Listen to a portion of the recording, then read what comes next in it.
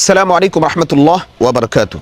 সুপ্রিয় দর্শক শ্রোতা, আজকে রোজা সংক্রান্ত গুরুত্বপূর্ণ একটি মাসআলা আপনাদের সম্মুখে আলোচনা করব ইনশাআল্লাহ বিইذনিল্লাহ। সুপ্রিয় দর্শক শ্রোতা, অনেক ভাই জানতে চান ফরজ রোজা এবং কাজা রোজা, নফল রোজা, এই রোজাগুলোর জন্য সেহরি খাওয়া শর্ত কিনা। সুপ্রিয় দর্শক শ্রোতা, এই রোজাগুলোর জন্য সেহরি খাওয়া শর্ত নয়, বরং সেহরি খাওয়াটা সুন্নাত।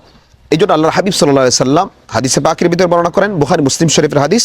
রাসূল করিম সাল্লাল্লাহু আলাইহি সাল্লাম বলেন, তুসাহিরু ফাইন্না ফিস সুহুরি বারাকাতান। আল্লাহর হাবিব সাল্লাল্লাহু আলাইহি সাল্লাম বলেন, তোমরা সেহরি খাও, কারণ সেহরির ভিতরে বরকত রয়েছে।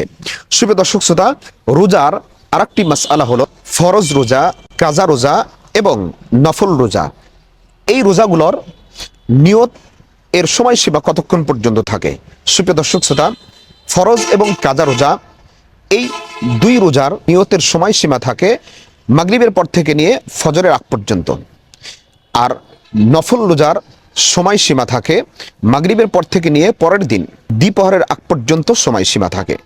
অর্থাৎ আপনি যখন রোজার নিয়ত করবেন, এই সময়সীমাটা মাগরিবের পর থেকে নিয়ে পরের দিন দ্বিপ্রহরের আগ পর্যন্ত, এর মধ্যে নিয়ত করলে আপনার নিয়তের মাধ্যমে রোজা আদায় হয়ে যাবে। আশা করি মাসআলা বুঝতে পেরেছেন। আসসালামু আলাইকুম রহমতুল্লাহ ওয়া বারাকাতুহু।